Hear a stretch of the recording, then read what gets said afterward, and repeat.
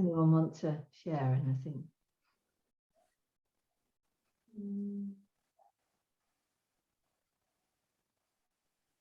Micah.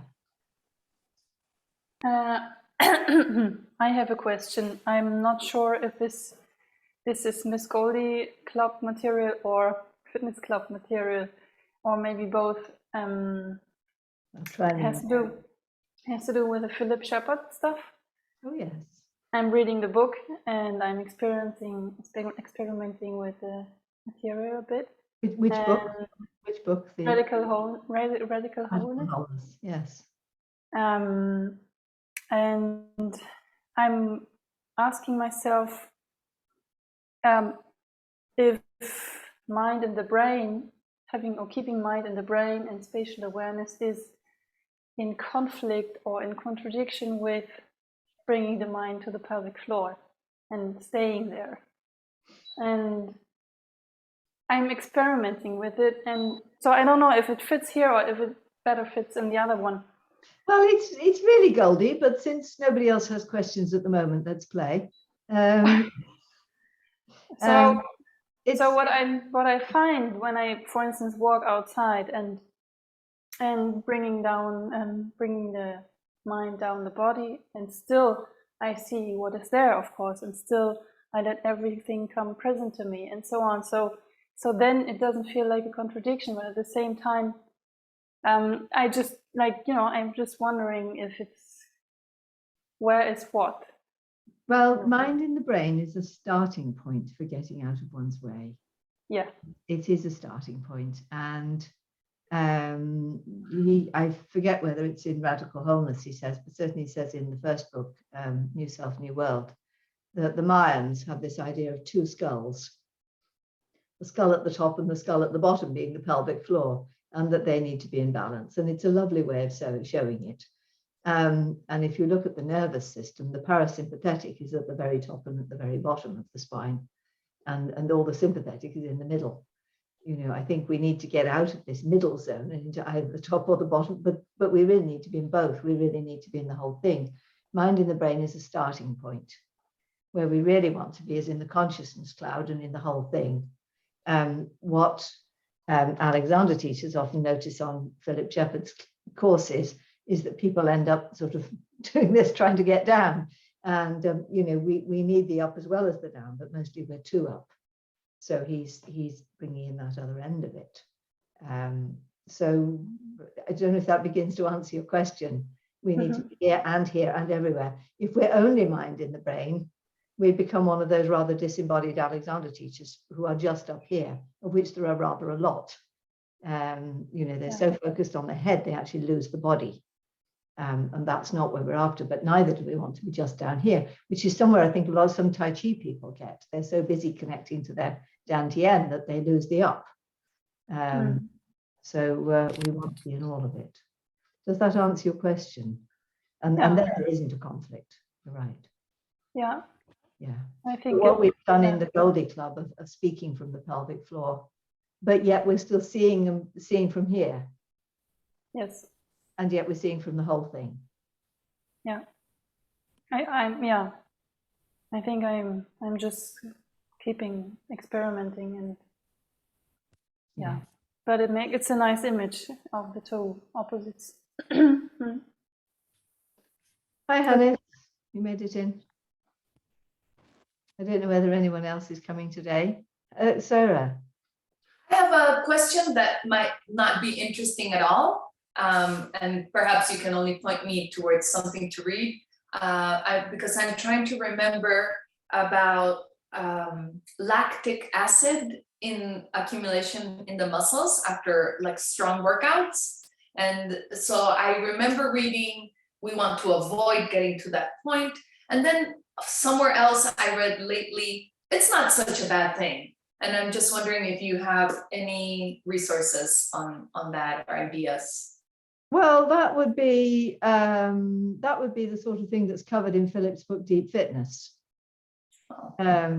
Because this, in the Alexander world, and this is very much germane to what we're doing here, because in the Alexander world, the minute we start to stress, we say, oops, enough, come back to the easy point, which is fine, you know, for day to day. But it's no use if you want to be a marathon runner, if you want to jump the highest jump ever, if you want to, you know, lift heavy weights, if you want to be a builder, you've got to build up muscle, you've got to build up stamina. And for that, you've got to go to the point where the muscle gets stressed, which sends a message to the muscle saying, you know, build more muscle, maximize the oxygen, and so on. So by taking the body to the more beyond the point of ease and into the point of difficulty, we actually say to the body, build tissue, bring in more oxygen. And this is something that the fitness people are now talking about, that without that, we lose muscle as we age, because the body isn't stressed to keep producing the muscle. So lactic acid is simply part of that, isn't it? If we work a muscle hard, it will be stiff the following day, and that's the lactic acid buildup. But the ideal is that we recover in a day or two, that we're not left, you know, sore for a week. Does that answer your question? Thank you. I'm gonna look at that book. Yeah, it's perfect. Yeah, Hannes. Isn't it a question of how to train? So lots of fitness people, they isolate muscles and overdo it a bit. And the way we are doing fitness is more the whole body process and integrate movements, which are very powerful and very exhausting as well. But I don't have the feeling. So I have the feeling it makes me fit, but I don't overstressing my muscles. Well, that's partly because we don't do enough reps. You know, I mean, What do you mean by reps? I'm working with Andre, who's the co-author of the Philip's. It's Philip and Andre's book on the deep fitness. So, for instance, you know, we're doing lunges, and you know, I can do 3 or 4 lunges quite comfortably. I can even do 10 lunges, but he gets me doing 20 lunges very slowly. And by the time you've done 20 lunges very slowly, your legs are killing you. You know, so he wants you to do it continually, slowly, to the point where you're beginning to yell. Yeah. And it hurts, frankly. I watched a class where they were saying that you should do reps until you achieve, what did they say? Failure. Muscle failure is the word they used. Yes. You know, but that 12 repetitions would be the ideal. And they cited 2 books that I don't know about. I don't know if you've heard about them. The 4-Hour Body and Body by Science. Body by Science, I know of. That's the one that deep fitness comes out of. And the reason that deep fitness is interesting for us is that it has Philip Shepherd's part of it, which is saying you've got to do it in an embodied way. And that's bringing the embodiment side of it. It's the breath side of it. And so he writes things like, let the movement come out of the breath. You know, so you don't go into the movement until you feel the breath, and then you let that come out of the movement. And at the bottom, you work on the out breath to come up. You feel the breath, you let the body engage. So it's very much all we're working with in the responsive. And you can take what we're doing and just do more. And his ideal is that you find the exercise level that you come to failure within 2 minutes. So, you know, if after 2 minutes one's still lunging up and down quite happily, you halve the speed of them, and then they get harder. So the slower you do them, the harder it gets. But you don't then do multiple sets, because most training you do your set of 10, and then you have a little rest, and then you do another set of 10, and that's not needed. You just do one set that takes you to failure, and then you do another. So yesterday he had me doing lunges, and then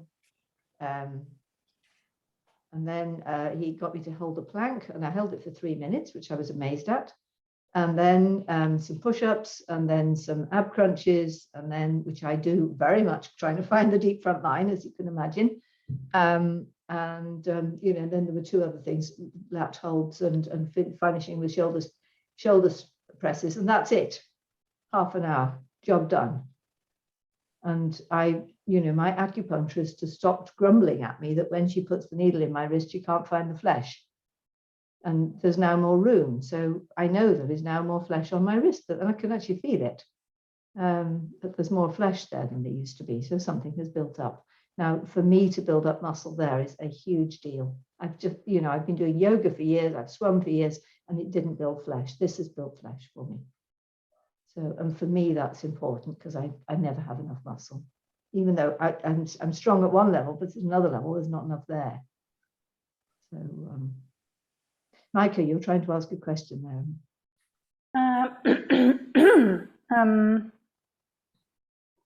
So you work until muscle failure, and still you want to keep up consciousness all the time, right? You do. I mean, yeah. Earlier I remember when I went to muscle failure or like shivering or whatever, then the stress level is heightened, and then I'm losing control of what I'm doing and how I'm doing it. So this is what we don't want, right? I mean, we still want to not overtake other muscles, the job which we are working on. Yes, and this for me has been an incredibly interesting journey because I have shied away from the stress point, not only with Alexander for 36 years, but also from the ME, from having had chronic fatigue syndrome. I could not help myself. So to go to this failure, to deliberately let the sympathetic system begin to engage, and then to go to the point of failure. I mean, the first few times I did it, I just went so dizzy. The first big time I did it, my blood pressure dropped. I was just completely dissociated, and it needed a couple of healing sessions to bring me back again because I'd flipped into the start of the ME. So, which wasn't a bad thing because I think it allowed something to clear. So the first few times I did this, there was some quite strong stuff that had to be worked through. And I'm yesterday's session, actually, I didn't go dizzy. I think that's the first session that I haven't gone dizzy in, which usually means, but usually I flipped back into one of the illness points at which I'm afraid of stress. So, and I wonder how much that's true for Alexander folk, that we are so committed to not going to that stress point. I wonder how many of us actually are at some level afraid to go to the stress point. It's only something I speculate. You know, what are we avoiding? Both what are we getting? We know what we're getting from it, but what are we avoiding? So I think, you know, that's a question you may or may not feel is relevant to you, but it's just something I've wondered. Marie. Unless everyone wants to continue with the topic, I have a question about the sit bones. Yeah. I'm finally catching up with the ones that I missed, and I was watching this bit about the sit bones moving apart. Oh, yeah.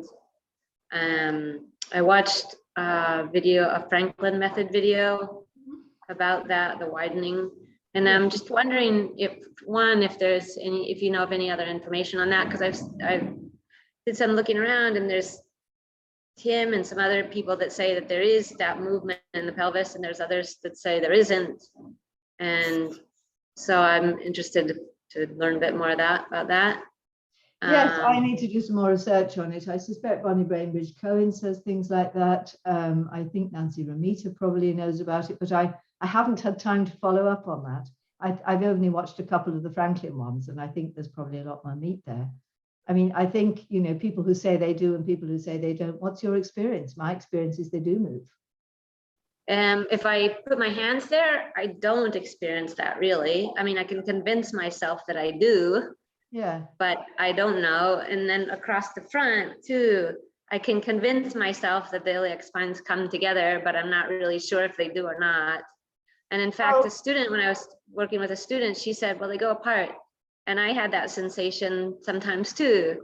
So I think it's easy to convince myself one way or the other if I think that's the way they go, but It's not really clear for me. So measure it.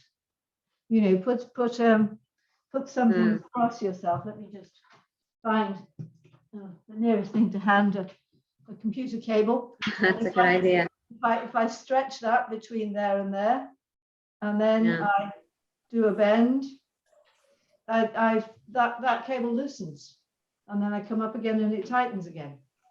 So there's the evidence. It's actually Right. it's moved that much. Uh-huh. It's actually quite a big movement.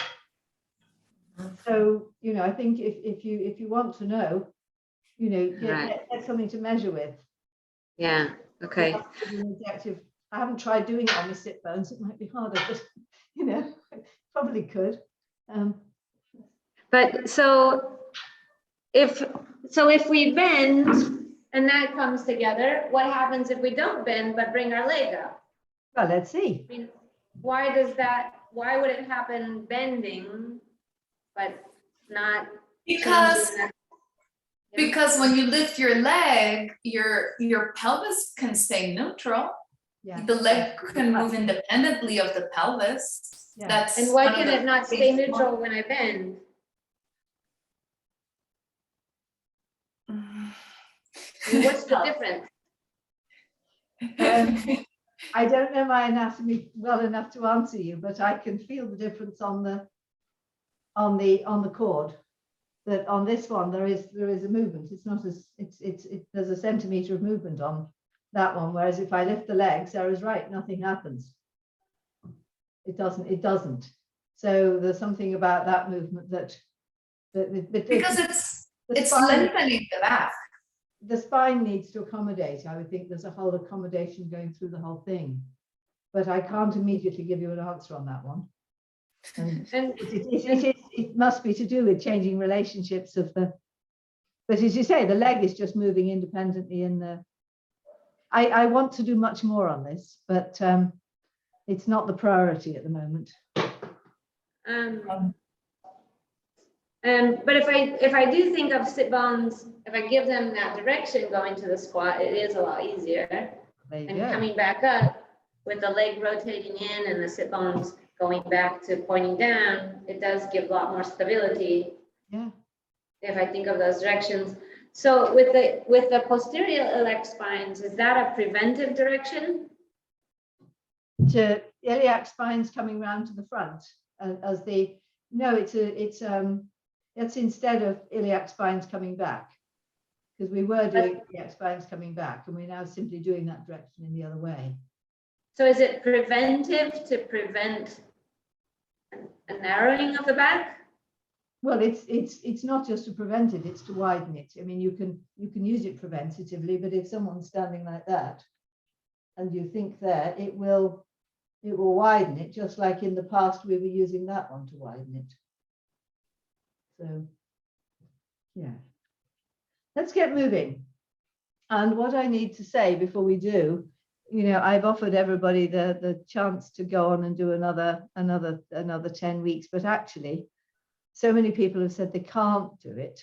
And actually I've realized it's not what I need to be doing right now either, because there's a number of big tasks I've got to do, one of which is finally write my history ebook, where I actually give all the proof for everything I say in the book. Because several of you might have seen that Robin Simmons has done rather a nasty attack on my book. You haven't seen it, don't go looking for it, it's nasty. And Jan Fisher has done one as well, which is actually respectful, but nonetheless. So I've now got to sit down and write the history that I was always going to do, and simply, you know, when COVID broke and all these classes started, I put it out of my mind, and it's now got to be done. So I need the time. So I'm sorry, Micah. I'm not going, but we will go in the autumn. You know, Hannah says he wants to go in the autumn. Sarah says she does. So we'll start up again in September, and that will give me time to get this other stuff out of the way, which I need to do before Berlin. And hopefully I'll see you all in Berlin. And yeah, so, and I'll see you all in the Goldie Club anyway. Sorry, but yeah, they're always welcome to join. But yeah, okay, let's get Hannes. One more on the iliacs, the posterior iliacs and anterior iliacs. I started for myself to discover pulling the posterior around to the anterior, and I'm adding the anterior back and wide, and this works very good for me. So it's, as I do it, I have really the feeling of the transversus activated in a way I never had before. Fantastic. I mean, you've now got the pulls in both directions. Play with them however suits you. I think we've simply got more tools on it. Yeah. Yeah, and same with the sit bones. You know, if you want to take them down, that's fine. If you want to take them up, just that's fine. Yeah. You can I think go we have to practice all directions and to make our own conclusions and learn when we need which direction and in which situation. Yes. Yeah. Yes. No, when I was doing my 3-minute plank yesterday, I was wondering whether I'd need to think the iliacs back, but I didn't. I was able to just think them the other way. Yeah. And it was just opening me up. And that's why I managed 3 minutes. Yeah. Because I just kept opening up the directions. And it can be on another day, it can be the other way around.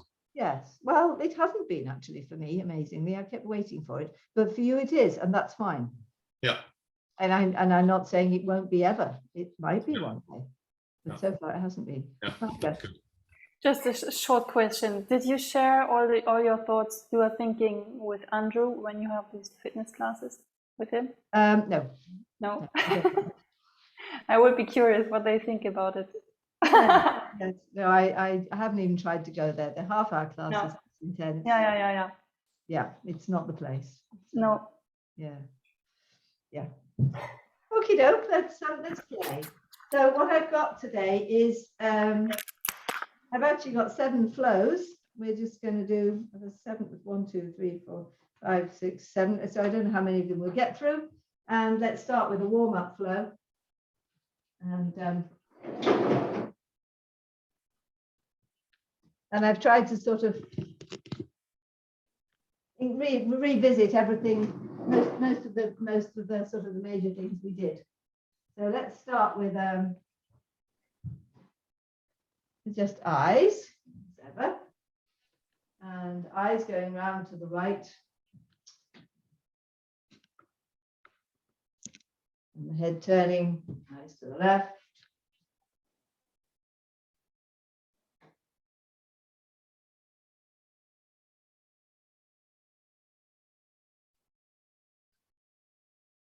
Just finding that spatial awareness, letting everything quiet and down.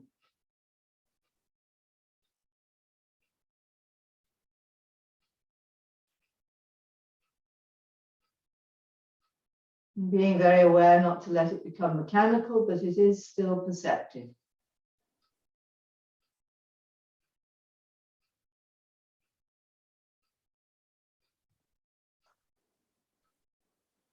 And then when the eyes come back front again, this time the eyes are going to go down, letting the head just nod. And then up again.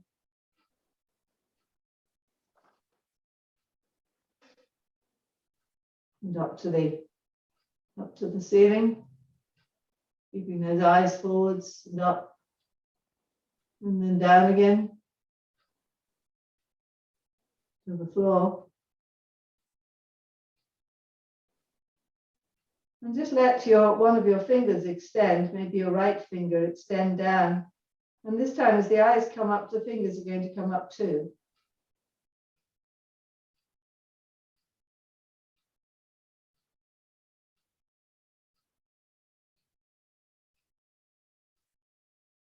The eyes will only go so far, but the fingers can carry on overhead. And then the fingers are going to go to the right. And the eyes are tracking a rainbow as well, just to take us into a side bend.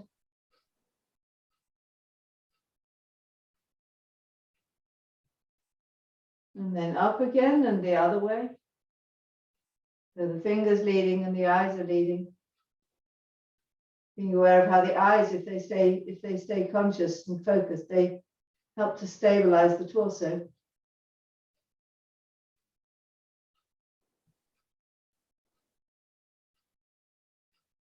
And back up to center. And the eyes, the arm and the eyes lead down. And this time the knees are going to bend. Just halfway.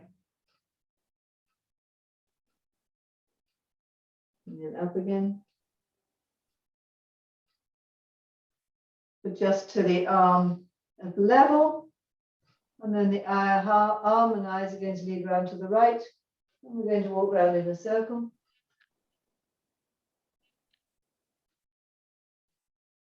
Knees leading, and then that arm can come down. And then let the other arm and the eyes come up, sending the fingers away.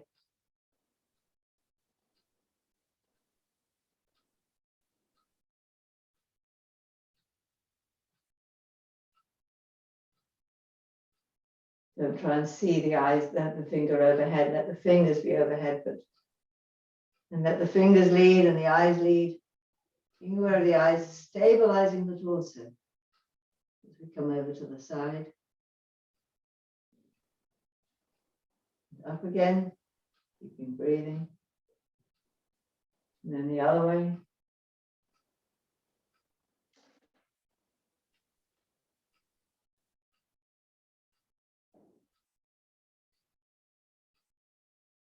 And coming up again.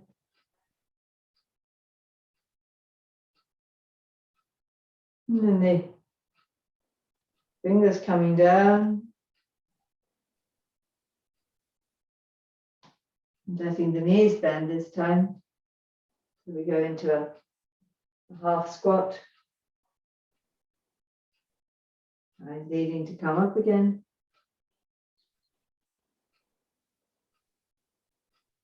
And the hand comes out to the side and the knee follows to walk around in a circle.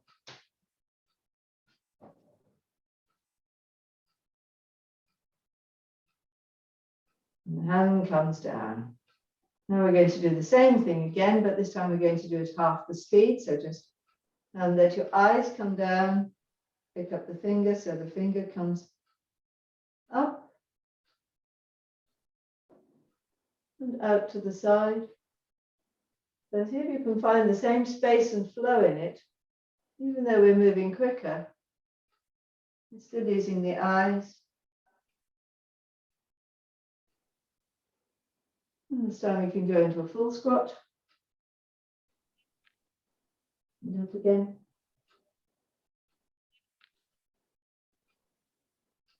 And then round to the side.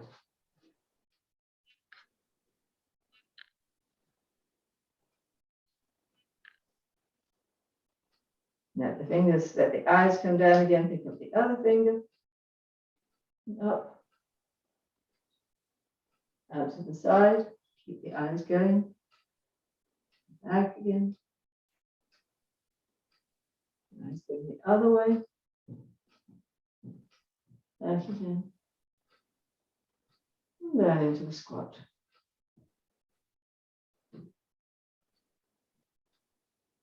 And round.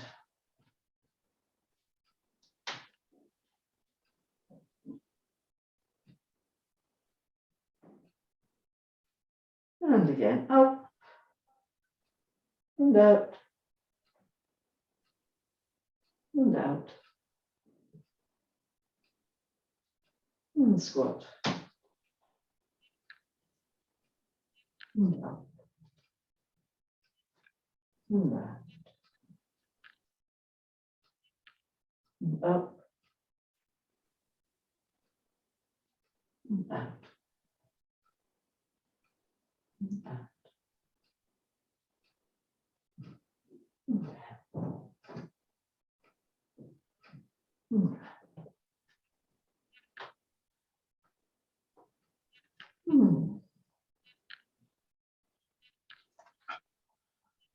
So let's do a lunge archer flow. Let's just stand a moment and just find the breath actually in the, so just finding the breath to the base. And just thinking in the screen, I'm going to bring the posterior iliac spines around to the anterior iliac spines so that we widen across the hips, widen across the back. It screws the ankle, it counter rotates the thighs. And then up from the heel, to the backs of the knees to the sacrum and up to T8. And up from the sacrum to the top of the sternum and out, forwards and down with the elbows. So let's just give that a 3. 1, 2, 3. And just breathe. Okay, so I'll just demonstrate this sequence first. What we're going to do is just step forward, and you will see me. So I'll just highlight myself for a minute so you can track it.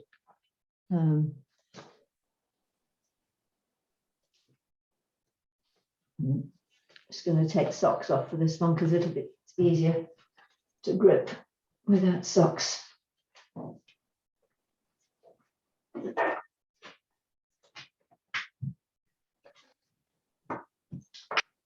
So if I step forward, it's very easy for the hips to come. So we're going to swing the hips and then round so they're square. And then if you just lift the back heel and drop it down again, you can really feel that extension of the back leg. We're then going to bend the front knee, but not by letting the weight come forwards, but also by keeping that weight in the back leg as the arms come up. And then we're going to go to flat back. So again, by taking all this up and back to come into the flat back. And we can come there incrementally on the breath. So to take an out breath, an in breath, another out breath, an in breath, another out breath, an in breath, another out breath until one's all the way down. And then we can come up and down. And then from there, we can do a twist up to one side and then up to the other side. And then to flow out like that. But sorry, as we come up, the knee bends again. So from there, as we come up, the knee bends. And then a slight arch back. Again, the more you put the weight into the back leg, the more you can arch back comfortably. And then come back and stand. So, Are you lengthening the knee when you go down? yes, that's right. As you go down, so the knee bends as you come forward. As the knee bends to start with, and then as you come over it, it straightens. So that when you're down here, it's straight, and then you come back to flat back, and as you come up from flat back, it bends again. Yeah.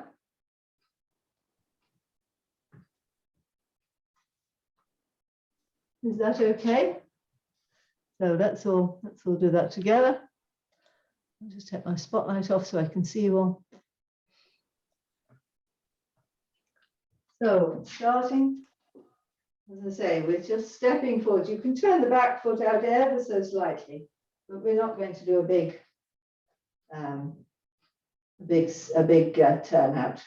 And then, as I say, bring the hips round to the front, and then if you just lift that back heel, so you're pushing forwards, and then let that heel drop back down, lengthen back down again, so that you really get this sense of the hips squaring. The front leg is coming up into the hip, the back leg is lengthening up into the hip. That's it. And now just find that PSIS to ASIS again.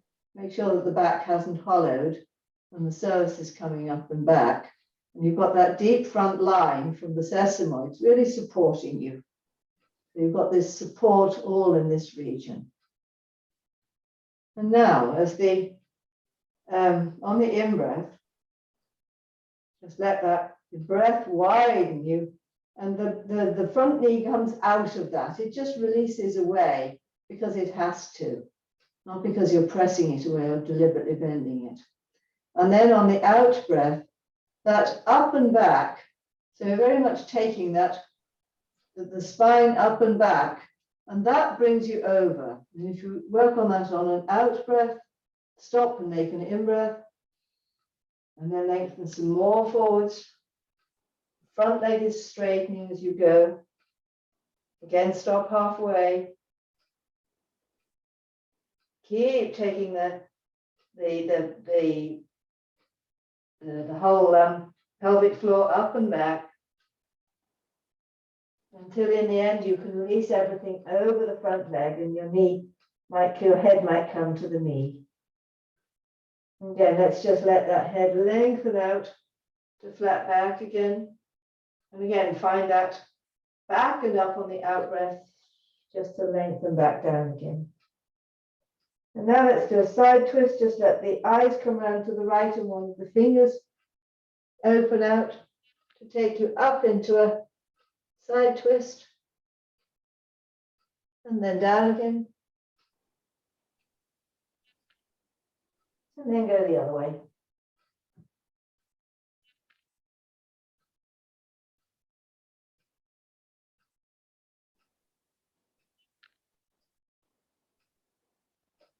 And now being aware of the breath, so that let the fingertips lead out to the side and the head lead forward, which will bring your back to straight. And then as you keep coming up, the front knee bends forwards, keeping the posterior iliac spines, coming back and round to the front iliac spines, hands overhead. And just see if you can lengthen up at the front so that you do come into a bit of an arch, but nothing tightens. There's still a sense of width in the back.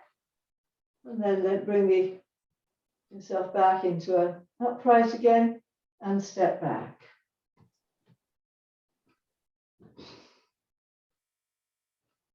And stand a moment and just let a breath or two happen, just to be aware of the asymmetries that have happened.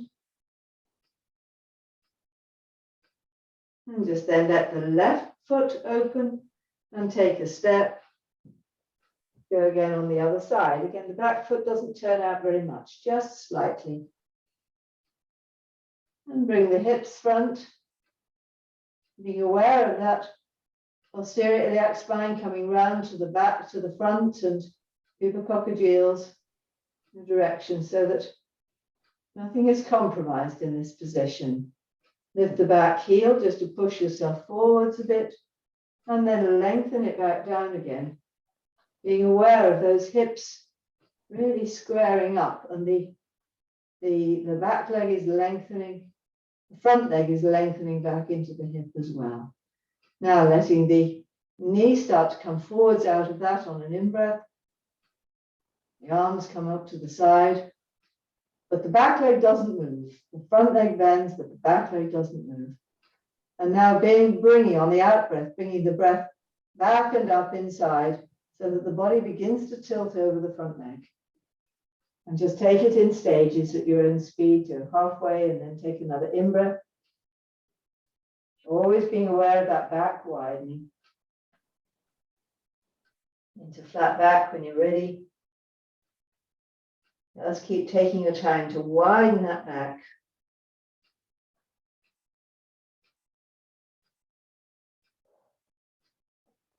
Until you can let everything go forwards over the front leg, which is straight or pretty straight. And then let's do a stitty again, where the top of the head leads forwards to bring the spine back to flat. And then again another, bringing the spine up and back to come back with the head down. And then a side twist, letting the fingers and the arm lead and the eyes lead out to the side to bring the torso into a lovely full twist. And then back down again. Keeping with those balls of the big toes to keep yourself stable. And then twisting the other way as well.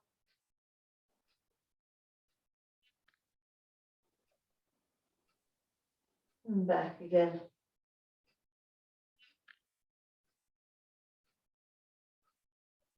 And then the head leads forwards, the arms sweep out to the side, both of which extend the back to flat back. And then as you come up, the knee bends, keeping grounded, keeping the posterior iliac spines coming around to the front.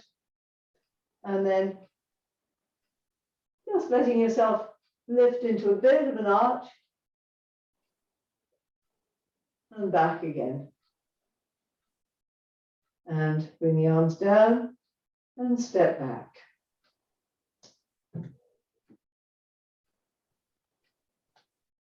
And again, just stand and be aware of the asymmetries on the system as everything rebalance itself.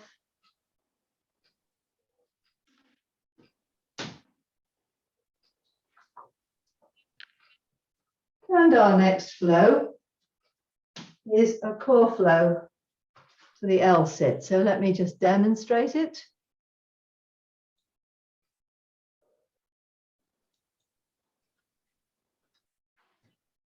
And I'm going to do these ones on the ground. I think everyone's up for that. So we're going to start with high boat, low boat to high boat. So starting in high boat, we're going to go do 5 of those. And then to bring the feet up and take the feet out and in 5 times, and then bring the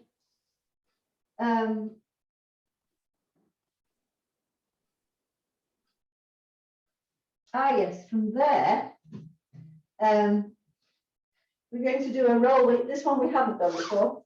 So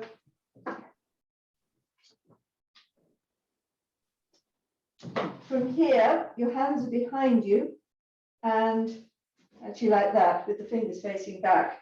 You're going to roll your pubicoccygeal forwards so that the whole body rolls forwards and then back again, and do those 5 times. So it works best if one really rolls the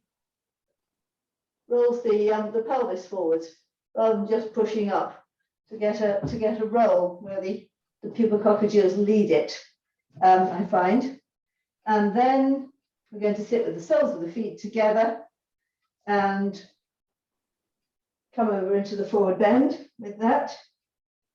And then we're going to come to L sit and bringing that up, bring one leg up and then the other a few times, and then put the hands either side and use this back and up to pull the body, the bum up, and then again lift the legs. So does that look okay to everybody? Am I asking too much? I'll talk you all through it. Good. So like I say, let's have some fun here. So we're going to start with the boat. So starting. I have a question. Yes. Question. Yes. Go on. For the L sit, I might need books. You might need books. Absolutely. Have you got the books ready? I got a yoga block. Might be fine. Absolutely. But So if I'm sitting on it, I'm not reaching the ground. So you need you can do it on a chair if you want, Hannes, that one. You can do it on a chair or a stool then. So just to start with, you'll just be lifting the legs, and then you can also even have a go at coming to there. Yeah? Yeah. So anyone who can't do the L sits on the ground can do it on the chair. And when you do this one, just see if you can come to that place where your bum comes off, and you may or may not manage to lift the legs off the chair. So see what you can do on that one. Okay. Thank you for asking that, Hannes. Everybody else okay? Yep. Okay, so we're going to start in high boat. And so back we go. And up again. And we're working the, again, the PSAS to ASAS. We're working the psoas. And keeping that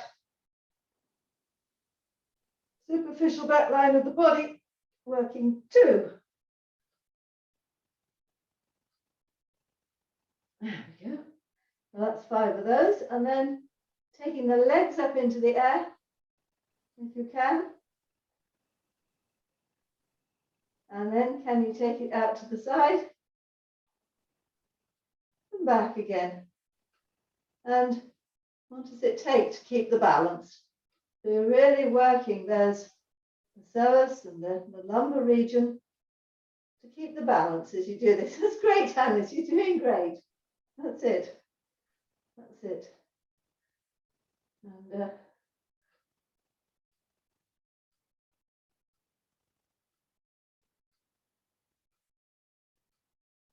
And it doesn't matter if the legs weren't fully straightened, of course. But seeing if you can find that balance on the bum is quite a challenge.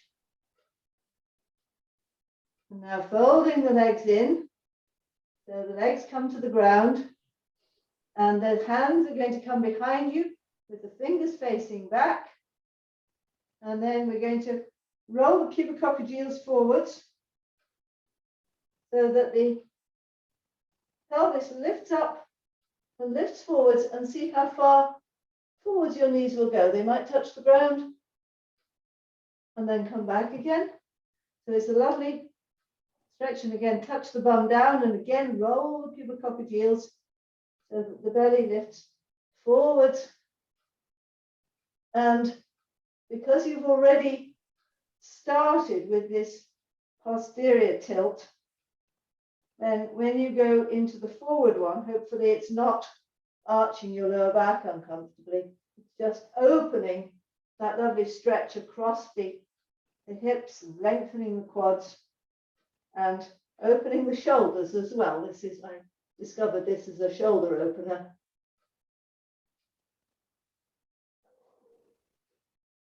That's it.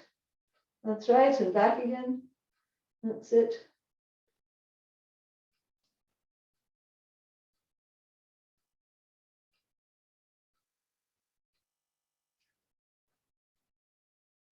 I'm going to do one more for good measure. And then coming from there to the soles of the feet together, and let the arms lift up, and just find, again, just bringing those posterior iliac spines around to the anterior iliac spines. So you're almost starting to take yourself backwards, and then let the eyes lead to take yourself forward, so that you're not just leaning forwards in the pelvis, you're staying back in the pelvis rather than tilting forwards and compressing the front of the hips. And then lifting up to the head leads to bring the spine to straight. And again, working those psoas back and up, and the back widening to bring the head down again.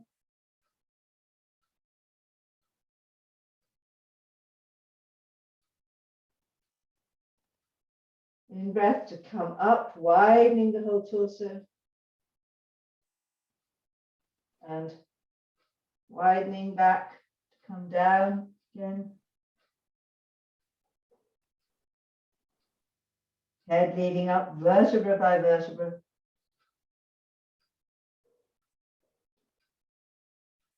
Widening down again.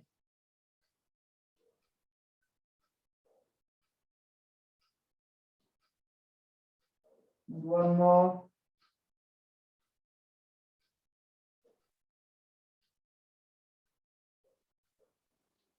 Widening back down again.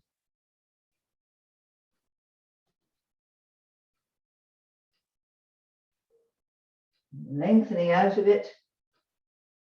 Lengthening the legs away.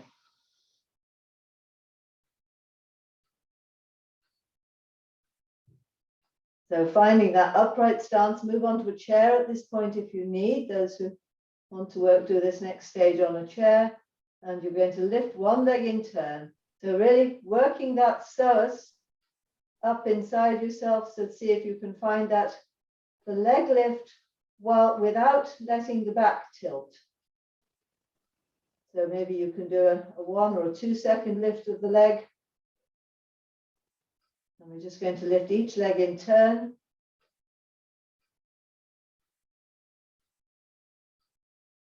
Maybe 5 times each. You can do that. Each time I'm sending the heel away, so I'm not just lifting it with the quad and the front of the hip, I'm trying to lift it from inside. And then putting the hands down beside the hips, and again bringing that psoas strongly back and up now, so that the whole torso pulls up and off the ground and between the hands, behind the hands, and then see if you can find the legs lengthening up, heel, sending the heel away from the back of the neck even.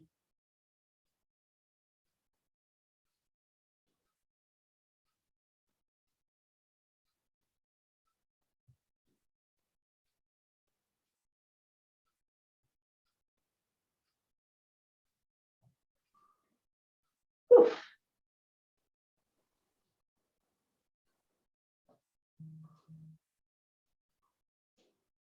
Right. Everyone okay? Let's go on to a bridge side twist flow. So I think this one's straightforward. We just go up into bridge 3 times, and then side twist 3 times, and then put one foot on top of the other knee, and do 3 bridges with the, in fact we can do 5 of each, 3 bridges that are with 1 foot up, and then side twists with 1 knee up. Everyone okay with that? Alice, does that make sense to you? Yep. Marie? Yeah? You okay with that? Yeah. Okay, so let's start in semi-supine. And let's just start with the bridge. So just finding those pubococcygeals leading. And you can bring the hands overhead actually as we go up into the movement, just sending that, lengthening the hands away on the in-breath over the top of the head, and then on the out-breath, let's let the belly fall back and the pubococcygeals lifting up into the air. And just stay there for a breath and be aware of the widening of the whole system, PSAS round to ASAS. And the big toes really are doing the work of supporting the body. And then on the out breath, pulling the sit bones strongly towards the heels as you bring the back down vertebra by vertebra, and the hands come down again. And we go again on the in-breath, the hands come up first. Be aware of everything lengthening back onto the ground.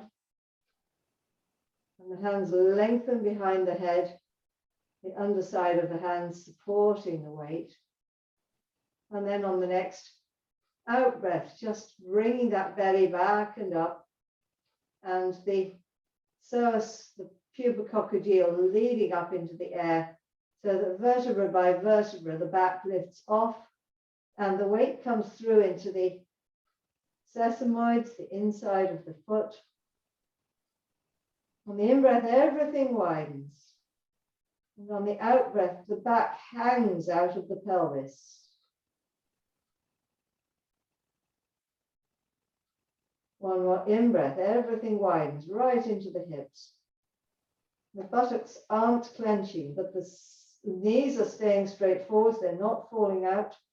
And then on the out-breath, pulling the sitting bones towards the heels, so that the back comes down vertebra by vertebra, And then the arms come down at the end of that out breath.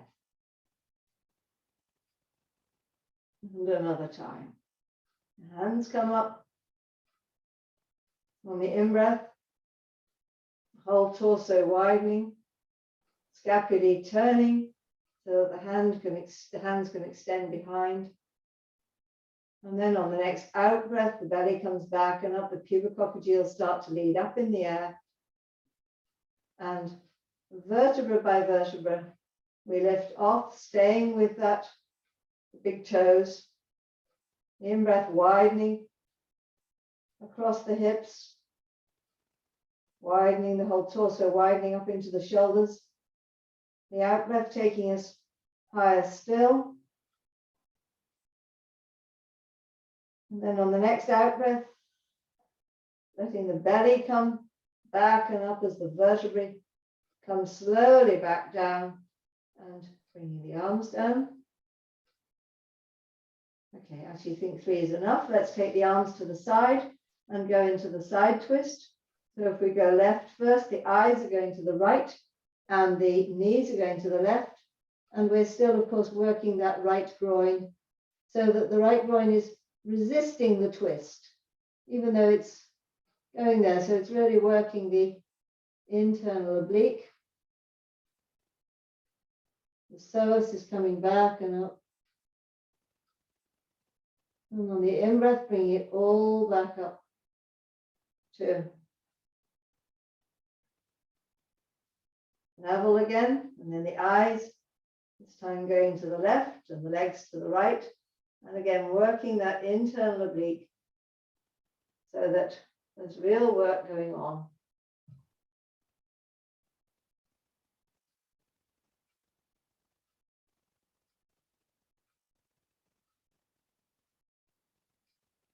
And this is a bit less challenging. You can also bring the legs up now to bring the feet up into the air.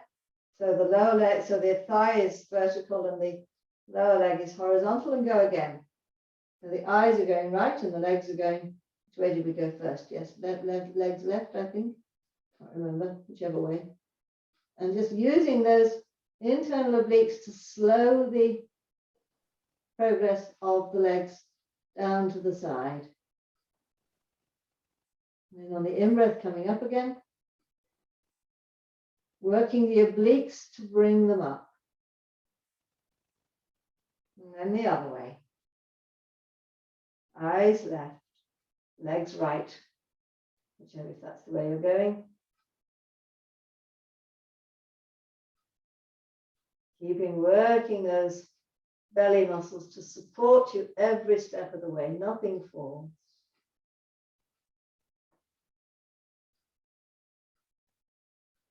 Using the widening of the back to bring you up again. It's very tempting to overwork the front of the body when coming up again. We're using the back of the body to widen to bring yourself up. Now the other way again.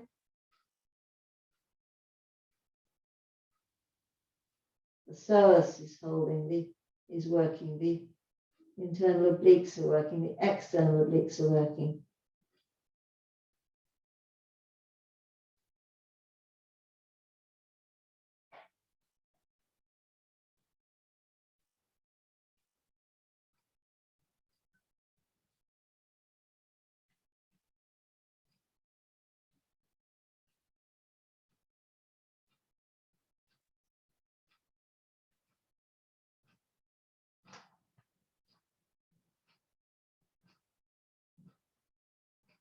And putting the legs down. And let's go back to the bridge. But this time one leg is going to go, one foot is going to go on top of the other knee.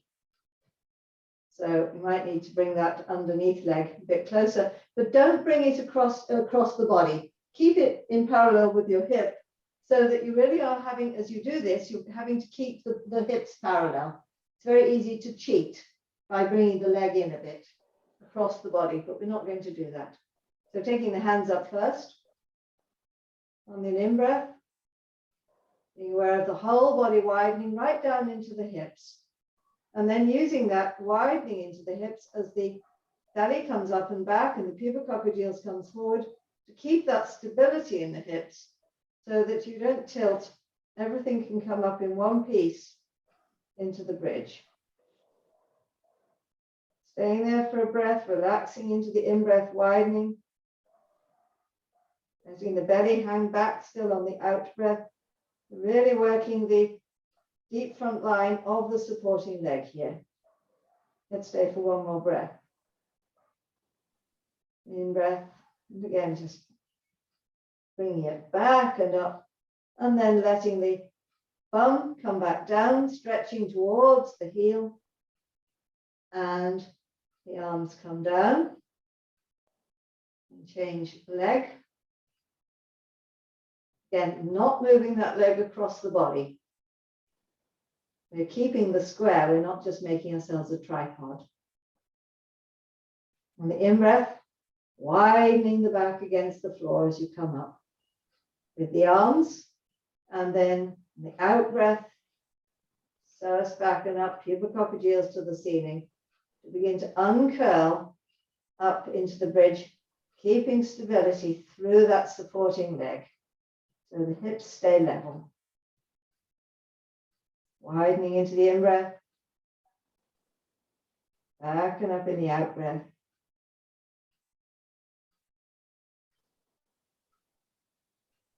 In-breath coming right to the bottom of the pelvic floor. And then when you're ready, slowly down again. And bringing the arms down. And let's do that 2 more times. Go at your own speed.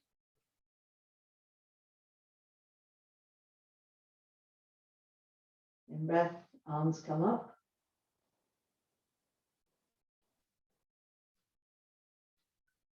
Out-breath, pubococcygeals lead up into the air.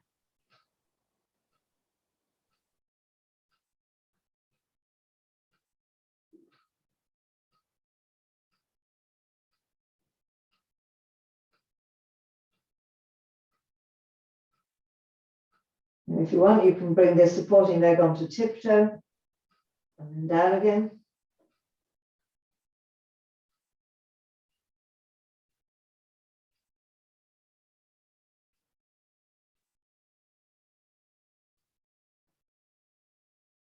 Change leg again when you're ready.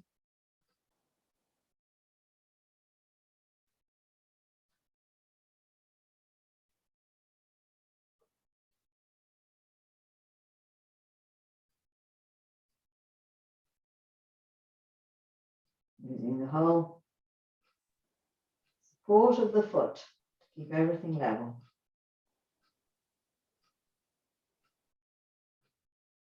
Again, see if on the second breath in, you can go up onto tiptoe on the supporting leg.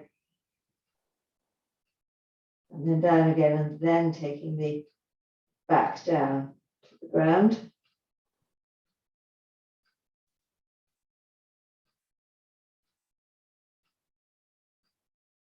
And one more time.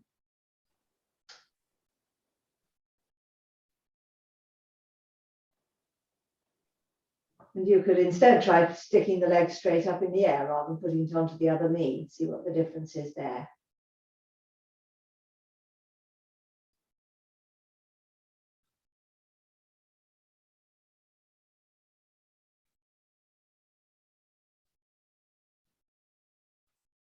Again, on the second breath, you then come on to tiptoe as well.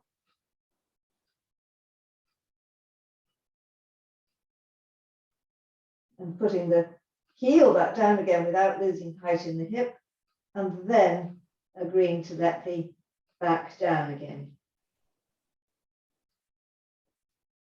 Leg down and hand down. Last time, the arms coming up. Leg in the air, and then bridge.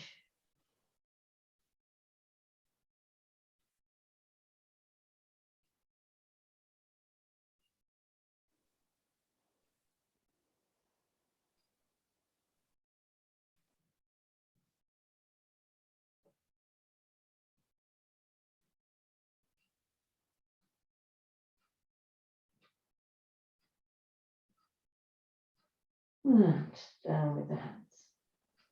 Beautiful. And then we're going to the side twists one more time. And we're bringing them up again. So they're at right angles, twisting one way and going the other way.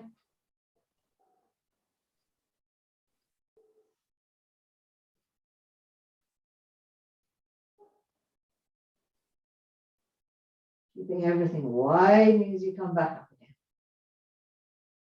And the other way. Eyes leading the head very gently, so you really get a sense of that spine turning, not the, it's very much, there's a sense that the spine itself is twisting, not just the neck, as it were, that the inner part of the spine goes into a twist.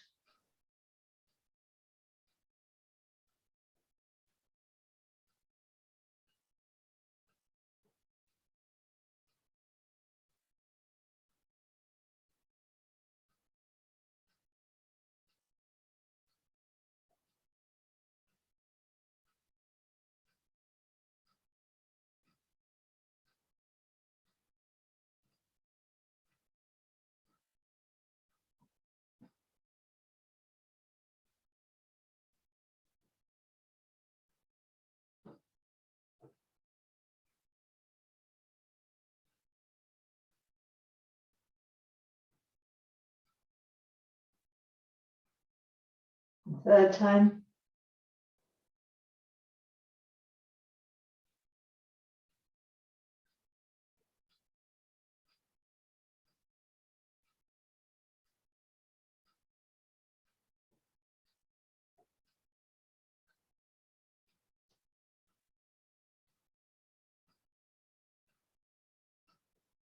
Last side.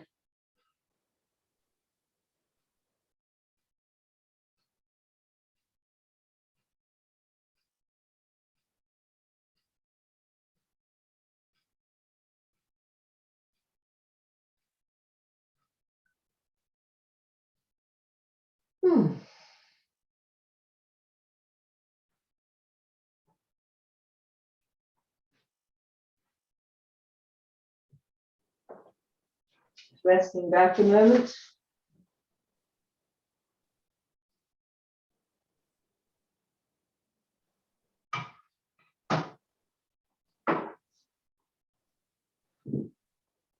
Okay, and the next one's an animal flow. So I'll demonstrate this one. This is some of the stuff we did last week. So we're going to start with a reaching crab. So this one starts in this position with the hands this time facing fingers in. And again, we're going to just push up into the crab and reach behind with the hand. And the bum doesn't touch, but just go up again. So we're going to do that one 4 times. And then we're going to tip over into dog and go into scorpion by lifting one leg in the air. Bring the foot underneath so the knee comes to the opposite elbow and up again. And something that David Stewart Moore commented the other day, when doing dog, we very often let and in fact I've been taught to let the head drop below the shoulders. And David said, no, don't do that, keep the line. And actually it's really interesting if one just completely keeps the line rather than letting that sort of sagging through. So you can play with that. So we're going to do that on both sides. This head leg comes up, knee to the opposite elbow, back up again. And then from there, come back to dog. And then we're going to go into cobra. And again, you can bend the arms a little bit if you can. Come into the cobra. And then using the PSIS to come back into dog and do that 4 times. And then from there, we're going to go back into a scorpion, over into a back crab, and then from there, over again, so that we end up in all 4s. And then we're going to do a bear crawl like we did last week, keeping those knees off the ground, and how slowly can one do it, which is again a huge amount of work across this region. And then we will tip over again back into the starting position to go back to the reaching crab, from which you could go around again, but I think we probably won't. So everybody okay with that? Any questions? Everybody okay? Yep, good. Let's go. So let's start on this position with the bum, the feet in front of you, hands facing towards the bum. And we're going to do the reaching crab. So the pelvis comes up into the air and one hand comes back behind us into a little bit of an arch. And then down again. Bum doesn't touch. And up on the other side. And down again. And bum doesn't touch. And just keep going. 3. And what breath works best for you in this? I'm finding I'm wanting to go up on the in-breath, but it might be interesting to go up on an out-breath. So play around and find what works best for you.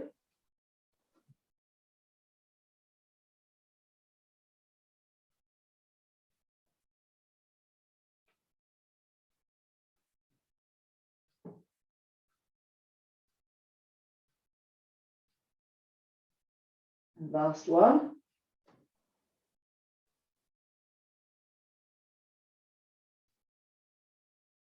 And from there, we're going to just tip over into dog. And from dog, just finding it for a moment.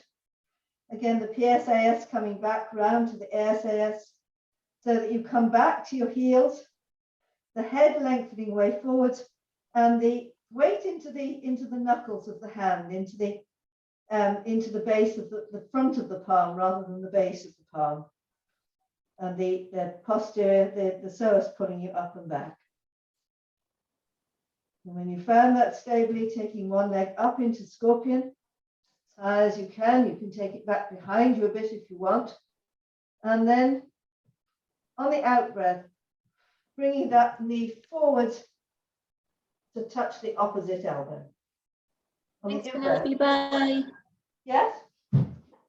Thanks. Bye. Sorry. Good to see you. Bye for now. And then bringing that leg down and the heels coming down. Just finding your dog posture again. And then again on the in-breath, taking the leg up into the scorpion. And you might find you come on your toe with the supporting leg. Tip back a bit if you want. And then on the out breath, bringing that knee across to the other elbow, your head leads forwards as well. Swooping it back up. And then bringing that leg in again. Again, find your dog posture with the heels. Take your time to find that PSAS to ASAS again, the strong dog position, the head leading forwards between the hands, the weight forwards into the front of the palms. And then the leg, other leg back up into the air again.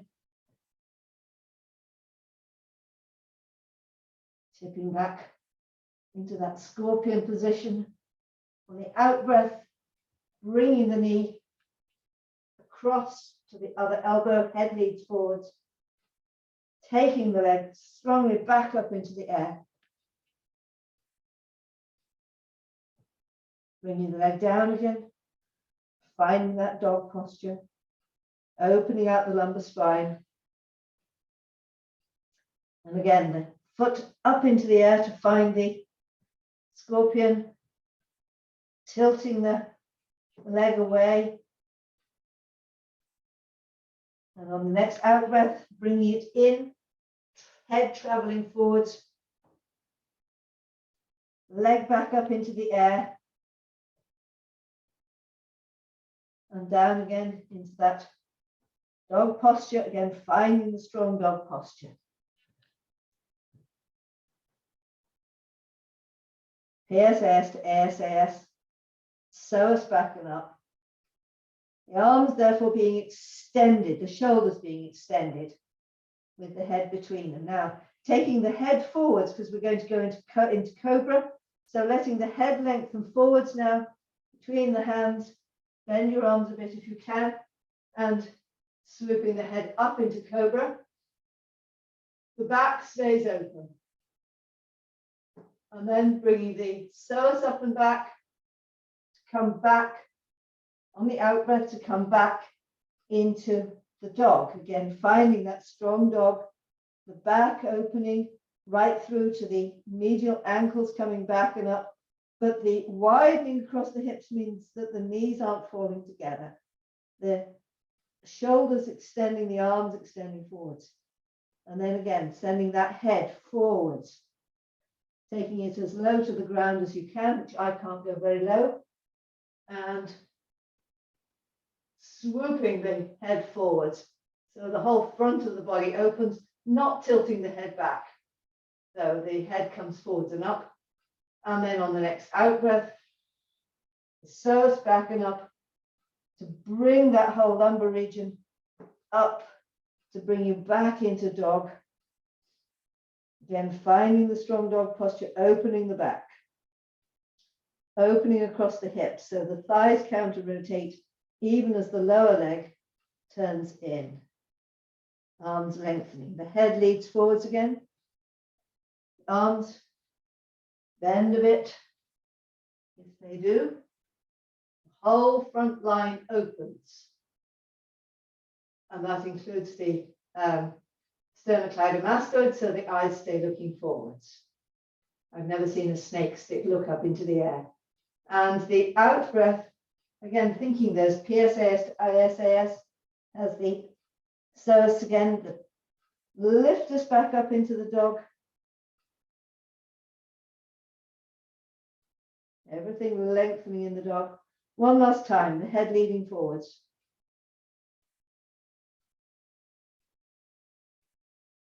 Everything extending up the front, superficial front line. The eyes are free to turn the head like a good snake. And then the psoas sweeping us up and back, the posterior iliac spines bringing us strongly up and back to come back into the dog. And from here, we're now going to go up back into the scorpion, tip that leg over to the side, come round till you land in crab again. Keep going round the other side until you end up on all fours, ready for your bear crawl. So the knees are just above the ground, the head leads forwards, stabilizing through those lumbar abdominal regions to creep forwards. The wrists releasing slowly forwards, the back stays completely level. So we're taking 8 little steps forward, and then we'll do 8 little steps backwards as well. Keep the steps very small. Take it as slow and controlled as you can. It's hard work at that crawl.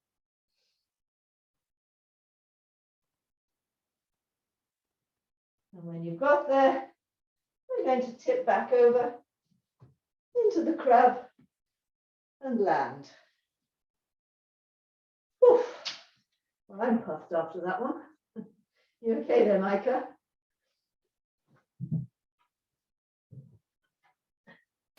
Yes, I just had another sickness, so I'm not so strong Oh, sure. to do. Yeah, no, that's Right, so just so let's do what should be an easier one after that one. I think we're going to finish with, I'm going to skip number 6 and we're going to go straight to number 7, which is a gentle one to finish, which is we're going to start in, I'll just go through it. I'm going to start up and I'm going to let the hands come down to take me onto my knees. I'm going to sweep round into child's pose, breathe there for a couple of minutes, for a couple of breaths, and then come up and open, and then fly back down. We'll do that a few times. And then on the last one, we come up, come back onto the heels, and then come up and down. Does that make sense? So it's a very gentle one to finish this one. Yeah. So we're just starting standing, sweep the arms up to the side, overhead, and bring the palms together. Bring them down to the heart. Let the knees bend and keep going down until you can release forwards into kneeling. Sit back on your haunches and sweep the arms around to child's pose. Just leave the arms on the back a moment and just breathe there a second or two.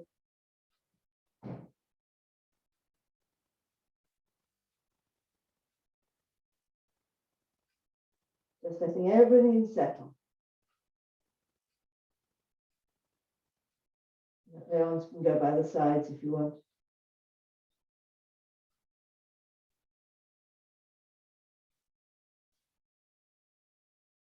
And then letting the fingers sweep round to the sides and lift you back onto your haunches. And just opening the arms into another, just a slight back bend, stretching the front of the hips. And then psoas, PSAS to ASAS to open the lumbar spine, sweep back down into child's pose. And again, let's just rest there for a couple of breaths.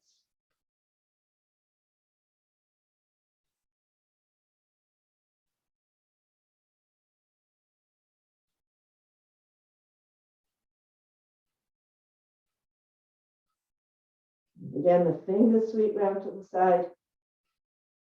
Again, just letting everything lift up. Opening the arms into an arch. Stretching up the front of the body.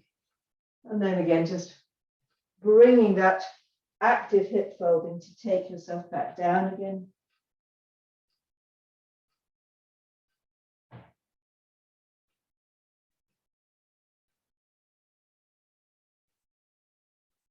Being aware of that opening across the back as you're breathing in child's pose.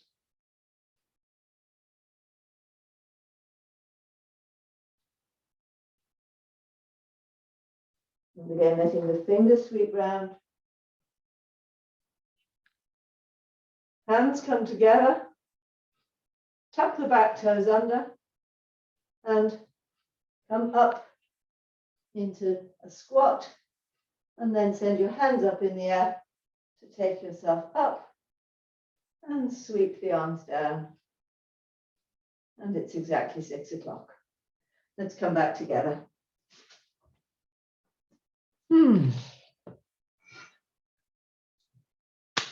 So, was that fun?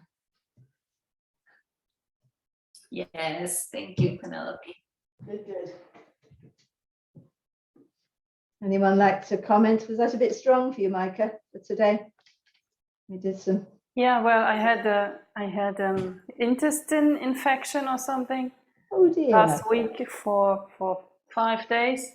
So I got really weak again. Oh dear. And so yeah, I have to start slowly to. Yes. Yeah. Yes. That last flow was a tough one. So yeah. Yeah. No, never mind. I'll do it later. Okay, everyone. I hope that was a good finish. So Yes. Awesome. Absolutely. So anyone want to comment before we finish? Yeah, it's very nice. I think we worked on all this for a while, and now we put it into one flow. And so I felt all the stuff was on my hand because of my wrist. I wasn't doing all the exercise, so it was still also much for me, and I'm exhausted today. It was very challenging. Yeah. But it's a very special feeling. So getting all these core muscles into it, it's such an activation. It's not sports. So it's very deep. I mean, yeah, deep fitness, of course, it is. Yes. And I think everybody is looking stronger than where we started. And it's touching the soul. So you need really the strength from inside. Yes. Yes. And this is a very good. So yeah, maybe I try to stay with it and maybe do it in parts but working it. Yeah, I mean, you've got 5 flows and a warm-up flow to play. Well, Yeah, a warm-up and a warm down, but four Yeah. long flows there to play with. I love the bridge sequence, which went a bit further than the times before, and I think this is stabilizing a lot. So this will give Yeah, it was keeping an eye. Everybody was just doing it. It was lovely. Yeah. Stable. Yeah, it was great. Yeah, and really the breath. So it's stabilizing and getting the force of the breath. It's really developing. So it's so helpful, and this is fun for me when I feel the movement comes with a breath and not with doing an effort. Yes, it is finding that engagement from within, isn't it? Not from without. Yeah, so that we can end up doing. I'm amazed how my bear crawls come on in a few weeks. Yeah, it's just much stronger. So, I realized in the bridge process over the last month that how much the legs are involved, and that in the beginning or a year ago I couldn't. I was not so easily finding the connection to the sesamoid bones and to the inside of the foot. So now I can project this line much more clearly, and so also finding support by that. So then I can go up vertebra by vertebra. Otherwise I couldn't, because it was but it's really strong tensions in the lower leg, I feel, and still a load of stuff unwinding there. Yeah. But that's great that you're finding that connection to the line now. That's marvelous. Yeah. And I was aware of my supporting leg wanting to creep in and thinking, no, don't, keep it out. And then it's so much more interesting because one has to keep the breadth of the hips and the stability of the whole system. Yeah. Sarah, anything going on for you? Because just something as simple as holding a down dog for that long is challenging. Right. Yeah. So I like the reminder of moving more slowly and with the breath as a basis for everything. Yeah. So thank you. Right. I had fun today. Good. Okay, well, until September, I say but we'll come together stronger than ever in September. But keep going. I mean, you've got lots to play with there, and certainly I'm going to keep playing and play with more animal moves, and we'll have fun. Yeah, I love the animal moves. They're fun. Yeah, and it seems to maybe very natural. So I mean, this is what babies do, crawling and going on with this. Yeah. Developing all the core, all the power to get up one day. Yes. My little grandson is doing a lovely arch now. Yeah. Coming up into the cobra. He can't get his legs under himself yet to crawl, but he's got a strong cobra at this point. It's lovely to see those spinal extensors coming into play. Yeah. Still, my son, he's going to be 10. But when we watch films with animals, he's getting into the role of the animal, and he can still do it. Fantastic. So it's so nice. Yeah. Yes, yes. I mean, there's lots of videos. I mean, to help show him where the videos are on YouTube if he hasn't found. There's one called 50 Animal Movements. Yeah. You know, if you What's called? yeah, 50 animal movements. Yeah. I mean, if you put that into Google, and you don't get very long at each, but it's a great long sequence. Yeah. Endless time. So I mean, you've had a few of them here, and there's loads more on there. Some of which are impossible. But maybe not your son. The birds. It's too. But it's the lizard crawls, which are where people are crawling forwards in a low plank. I mean, that's sort of really challenging. Sort of the bear crawl, but done in plank. Yeah. Yeah. But one day. Yeah. The octopus as well. Yeah, Too challenging. We need to work on our octopus. grow a few more limbs for the job. Okay, guys. Love you, Nevi. Thanks so much. Yes. Thank you very much, Penelope. Welcome. And yeah, see you soon one way or another. Yes. Take Yeah. good care. Bye-bye. Thank you. Bye-bye. Bye.